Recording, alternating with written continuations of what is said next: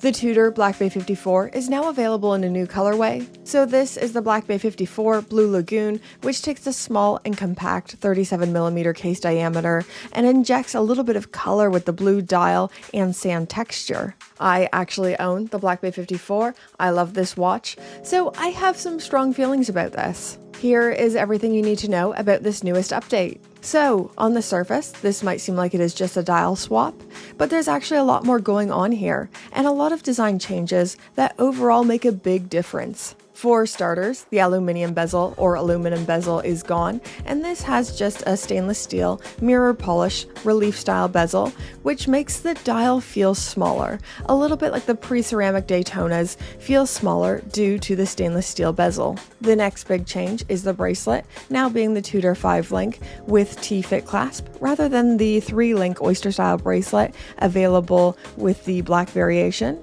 So those aesthetic changes, paired with the sand textured, very blue dial, makes for a very different feeling watch. I'd actually say these changes make it slightly more feminine than the pre-existing Black Bay 54. I'd definitely say this was made to maybe bring more women in and complement a smaller wrist size. There is one more change that I find notable, and that is the price. These retail for £3,590 rather than the pre-existing Black Bay 54, which is £3,450. So there is £140 between the two. Now, as you guys know, I'm cheap. I love picking apart a price tag, but I wouldn't say this is unfounded. I think there'll be a lot of people who say, "Oh, but there's no aluminum bezel insert. Why would this cost more?" But if we look at the Black Bay Chrono on the 3-link bracelet versus the 5-link bracelet, there is a £90 difference. I think the price is justified through the bracelet change, being a more complex bracelet style and unique dial texture. I'm not going to be mad about £140. I think it's justified, but let me know your thoughts in the comments. Specification-wise, everything is still the same, so a 37mm stainless steel case, 11.2mm thickness, and 200 meters of water resistance. This is still fitted with the in-house MT5400 movement with 70 hours of power reserve. The model itself remains the same, so it is just a different color, no aluminum bezel, and 5-link bracelet. Now, I have so many thoughts on this. I own the Black Bay 54. I love this watch, and it's a model that I have a massive soft spot for. I think this captures the essence of the Tudor Submariner more faithfully than any other Black Bay because of its size and proportions. It really does feel like a vintage watch that was made to modern specifications and build quality. But this newest edition is pretty freaking different. This doesn't feel like a faithful recreation of the Tudor Sub. This has got some mustard on it.